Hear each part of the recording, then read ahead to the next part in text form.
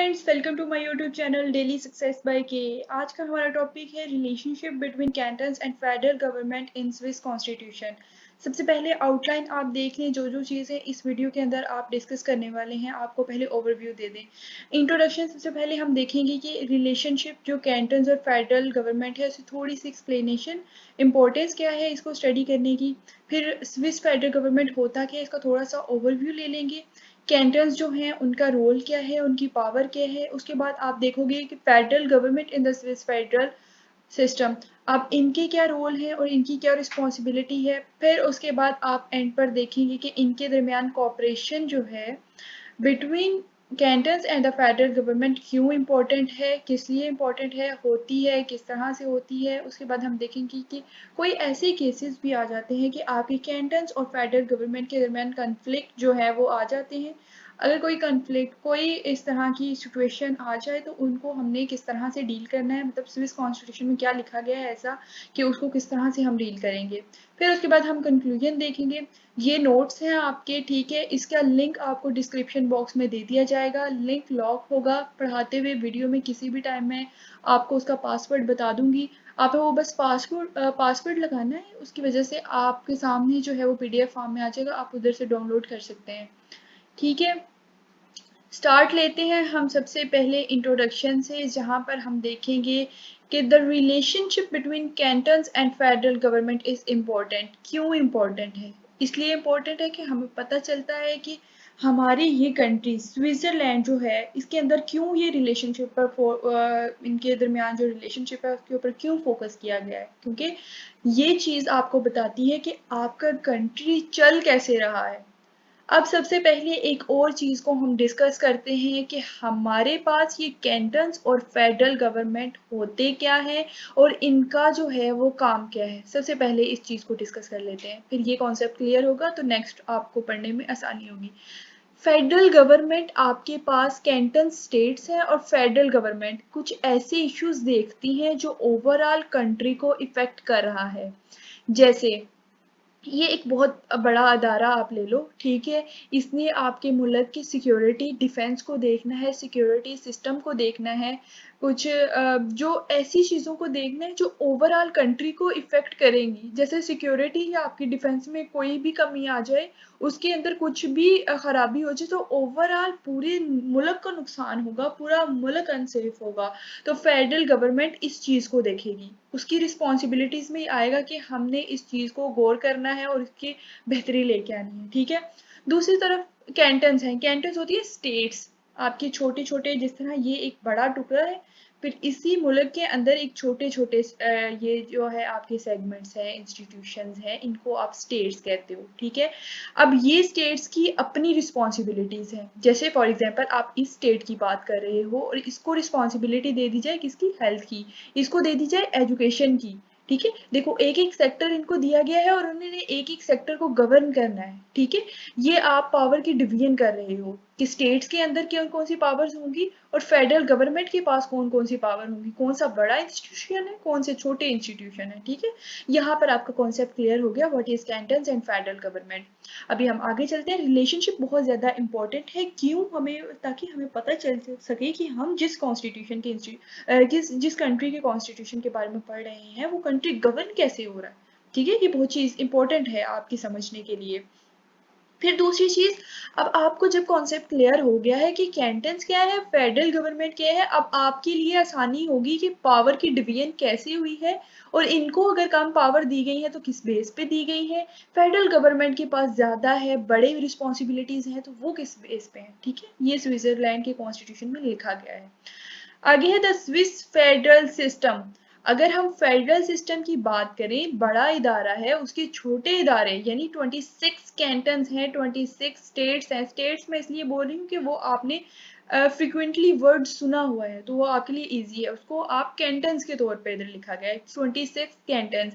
हर एक की अपनी ही गवर्नमेंट है और हर एक का अपना कॉन्स्टिट्यूशन है। What is constitution? कॉन्स्टिट्यूशन आपके पास एक डॉक्यूमेंट है, उसके अंदर आपके रूल्स लिखे गए हैं, रेगुलेशंस लिखी गई हैं, सिटीजन्स की क्या रूल्स हैं, उनकी क्या राइट्स हैं, क्या ड्यूटीज़ हैं, स्टेट की क्या ड्यूटीज़ हैं, उनको किस तरह से परफॉर्म करना है, ये प्रॉपर सेट ऑफ रूल्स हैं। ठीक है, अब the division of power between cantons and federal government is that अब स्विट्जरलैंड का जो कॉन्स्टिट्यूशन है उसके अंदर ये बाकायदगी से बताया गया है कि कैंटन्स की क्या रिस्पॉन्सिबिलिटीज हैं, ठीक है, और फेडरल सिस्टम जो है, फेडरल गवर्नमेंट जो है, उसकी क्या रिस्पॉन्सिबिलिटीज है। नेक्स्ट है cantons in the Swiss federal government. ये वही बात है कि इनकी अपनी ही गवर्नमेंट होती है, अपनी ही इनकी कॉन्स्टिट्यूशन है, अपनी हेल्थ के लिए खुद रिस्पॉन्सिबल है, अपनी एजुकेशन के लिए खुद रिस्पॉन्सिबल है, अपने अपने रीजन के अंदर ये अपनी पॉलिसी कर सकते हैं कि हम ये पॉलिसी जो है वो बनाते हैं, इससे हमारी हेल्थ बेहतर होगी, ठीक है। ये इनको ऊपर फेडरल गवर्नमेंट के पास जाके साइन करवाने की ज़रूरत नहीं है, ये अपनी मर्जी से अपने कॉन्स्टिट्यूशन के लिए, अपने रीजन के लिए कोई भी कॉन्स्टिट्यूशन, कोई भी रूल्स बना सकते हैं। The federal system in the Swiss government, वही कि इन्होंने वो इनके जिम्मे वो काम है जो ओवरऑल कंट्री को इफेक्ट कर रहे हैं, जैसे फॉरेन पॉलिसी है, आपके पास डिफेंस है, सोशल सिक्योरिटी है, इन्होंने इसके रिलेटेड अपनी पॉलिसीज बनानी है और इनका फोकस होगा कि ऐसे लॉज बनाएं जिससे हम पूरे कंट्री को फायदा दे सकें, एक रीजन को नहीं, पूरे कंट्री को। स्टेट्स तो अपने रीजन के लिए काम कर रहे हैं ना, वो अपने रीजन के लिए कर रहा है, दूसरा स्टेट अपने रीजन के लिए कर रही है, लेकिन ये जो फेडरल गवर्नमेंट है इसका काम क्या है, इसने वो काम करने हैं जो ओवरऑल पूरी कंट्री को इफेक्ट कर रहा है, ठीक है। आगे है cooperation between cantons and the federal government. Cooperation अब बहुत ही ज्यादा इफेक्टिव है, क्यों? आप फॉर एग्जाम्पल, आप यहाँ पर तो स्विट्जरलैंड की बात हो रही है ना, आप किसी भी कंट्री की एग्जाम्पल ले लें, पाकिस्तान की ले लें, आप इंडिया की ले लें, जब आप किसी भी कंट्री की एग्जाम्पल लेते हो ना, तो आप देखोगे कि वहाँ के इंस्टीट्यूशन की आपस में कोऑर्डिनेशन बहुत ही ज़्यादा इम्पोर्टेंट है। कोऑर्डिनेशन नहीं होगी तो आपकी इकोनॉमिक स्टेबिलिटी नहीं आएगी, इकोनॉमिक स्टेबिलिटी नहीं आएगी, इकोनॉमिक डेवलपमेंट नहीं होगी, इकोनॉमिक डेवलपमेंट नहीं होगी, लोगों के लिविंग स्टैंडर्ड्स इंप्रूव नहीं होंगे, ठीक है। ये चीजें एक दूसरे के साथ रिलेट करती हैं। कोई भी एक इशू, दो इंस्टीट्यूशंस के दरमियान कोई भी इशू रेज हो जाए, उससे आपकी इकोनॉमिक, आपकी जो इकोनॉमी है, इकोनॉमिक कंडीशन है, उसके ऊपर बहुत ही बुरा इफेक्ट पड़ता है। और इकोनॉमी के ऊपर बुरा इफेक्ट पड़ेगा तो ओवरऑल मुल्क के ऊपर बुरा इफेक्ट पड़ेगा, आपकी इकोनॉमिक स्टेबिलिटी जो है वो खराब होगी, इंस्टेबिलिटी की तरफ जाएगी, ग्रोथ नहीं होगी, ग्रोथ नहीं होगी, एम्प्लॉयमेंट नहीं रहेगी आपके पास, इन्फ्लेशन, आप देखेंगे कि महंगाई बढ़ती जाएगी, इन्फ्लेशन बढ़ती जाएगी, आपका आउटपुट कम होता जाएगा, प्राइजेस जो है जितनी है उससे ज़्यादा हो जाएगी, ठीक है। ये ओवरऑल आपकी कंट्री को अफेक्ट करता है, इसलिए इनके दरमियान कॉपरेशन बहुत ही ज़्यादा इम्पोर्टेंट है। इनके दरमियान कॉपरेशन होगी तो वो पूरा कंट्री जो है वो आपका प्रोग्रेस करेगा।